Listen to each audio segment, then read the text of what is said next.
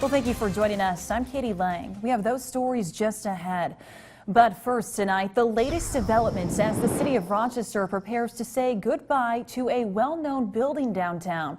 What's known as the Days Inn building has sat at the corner of West Center Street and First Avenue Northwest for nearly 100 years. Before that, it was the Hotel Carlton. When the building was slated for demolition earlier this year, the Heritage Preservation Commission and members of the community tried to stop the destruction by petitioning for the building to become a historic landmark. In March, the recommendation was rejected, and in June, the Rochester City Council voted 6-1 to approve demolition. Now, the restaurant that has called the building home for the last 12 years is being forced out. KIMT News 3's Brooke McKivergan sat down with the owner of Pannekoeken for an exclusive interview. Brooke, what's next for the business? Well, Katie, the popular Dutch restaurant has been in this building since 2006, but has actually been in downtown Rochester for about 2 decades. But today they're packing up because soon this building will be torn down, forcing Pannekoeken to find a new place to call home.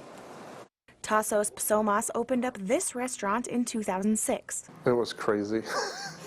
The first, oh man, I want to say 6 months, we just could not believe the response we got. He says there were hiccups like there would be with any business, but lately business has been booming. But the last 5 years we have had steady growth. Downtown has been really good to us. And when Psomas found out the building would be torn down, it's really scary. I think about that all the time. It's really scary. We worry, you know, will our guests find us? Will the customers be able to find us? he went straight to the Pannekoeken family. I had a all-staff meeting, and I brought them in, and I said, here's what we're going to do.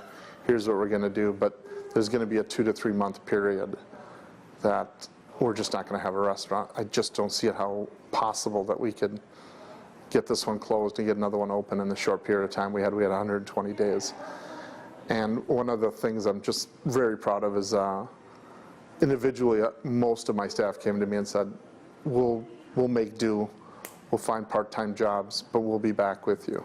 Psomas tells me he takes care of his staff and they return the love and support. Because one of the toughest things in Rochester today is finding good employees. And I got them. I got good employees. They work really hard. They love their work.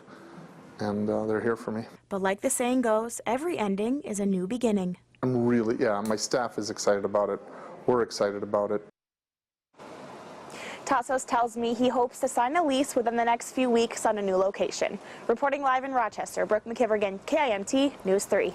Thanks, Brooke. And when it comes to what's next for the Days Inn building, there are a lot of unanswered questions. According to City Councilman Michael Wojcik, the council is currently unaware of a timeline for when the building will be torn down. We do know there are plans for a 17-story building to be put in its place.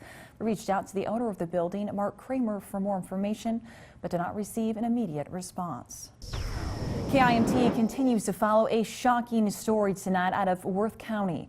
Law enforcement and out-of-state agencies were called to 1,000